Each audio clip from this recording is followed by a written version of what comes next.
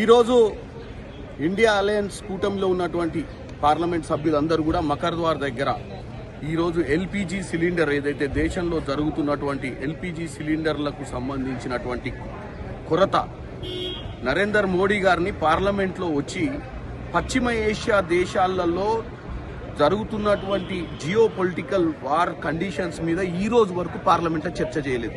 ఈరోజు ఈ సమస్య వచ్చింది, ఈ సమస్య గురించి కూడా మాట్లాడతలేరు.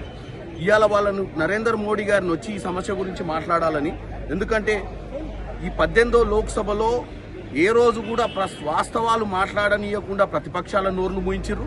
వాళ్ళు కూడా వాస్తవాలు మాట్లాడతలేదు. ప్రజలందరూ ఇబ్బందులు కాబట్టి ఈరోజు మేమందరం కూడా రాహుల్ గాంధీ గారు, ప్రియాంక గాంధీ గారు, ఖర్గే గారు, సోనియా గాంధీ గారు, అన్ని పార్టీల పక్షాల నుంచి వచ్చినటువంటి ఎంపీలందరూ కూడా ఈరోజు మకర్ద్వార్ దగ్గర డెఫినెట్గా దీన్ని మోడీ గారు ఈరోజు వచ్చి చర్చ చేయాలి. వీలైనంత తొందరగా ఈ దేశంలో ఈ సమస్యను పరిష్కరించే దిశగా పోవాలి. నరేంద్ర మోడీ గారు కేవలం ట్రంప్ మాట్లాడే మాటల్ని ఇక్కడ మాట్లాడాలనుకుంటుంటూ ట్రంప్ చేసే పనులను వ్యతిరేకిస్తలేడు. ఎన్నో దేశాలు, ఎందుకంటే ఈరోజు ప్రజాస్వామ్య అత్యంత పెద్ద భారతదేశం, ప్రజాస్వామ్య దేశం, ఇప్పటి వరకు ఈ యుద్ధం గురించి మాట్లాడే పరిస్థితి లేదు.